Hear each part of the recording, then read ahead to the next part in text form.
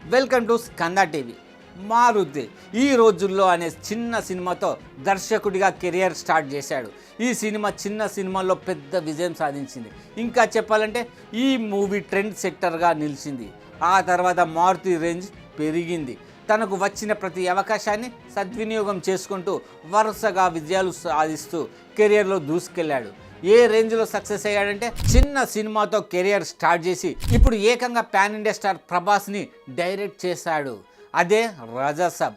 మరి ఈ మారుతి నెక్స్ట్ ఏంటి? మారుతి చాన్నాళ్ళుగా రాజాసాబ్ మూవీ పైనే వర్క్ చేశారు. ఇప్పుడు ఈ సినిమా రిలీజ్ పైనే ఫోకస్ పెట్టాడు. ఈ సినిమా తర్వాత ఎవరితో సినిమా చేస్తారంటే అఫీషియల్గా అనౌన్స్ చేయలేదు, కానీ మెగాస్టార్ చిరంజీవి పేరు కూడా వినిపిస్తుంది.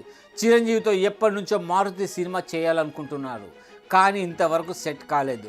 చిరంజీవి ప్రస్తుతం మనశంకర వరప్రసాద్ గారు విశ్వాంబర సినిమాలతో బిజీగా ఉన్నాడు. ఈ రెండు సినిమాల తర్వాత బాబీతో సినిమా చేయడానికి ఓకే చెప్పారు. అలాగే శ్రీకాంత్ ఓదేలాతో సినిమా చేయడానికి గ్రీన్ సిగ్నల్ ఇచ్చాడు. ఈ సినిమాలు పూర్తి కావడానికి కాస్త ఎక్కువ టైమే పడుతుంది. మారుతి లిస్ట్లో ఐకాన్ స్టార్ అల్లు అర్జున్ ఎప్పటి నుంచో ఉన్నారు. బన్నీ, మారుతి ఇద్దరు మంచి ఫ్రెండ్స్.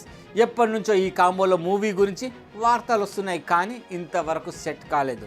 బన్నీకి కథ చెబుతాననే చనువు, కథ ఎప్పుడైనా వినడానికి బన్నీ రెడీనే, కానీ ఇంతవరకు ప్రాజెక్ట్ సెట్ కాలేదు. మెగాస్టార్, ఐకాన్ స్టార్లతో సినిమా చేయాలనేది మారుతి డ్రీమ్.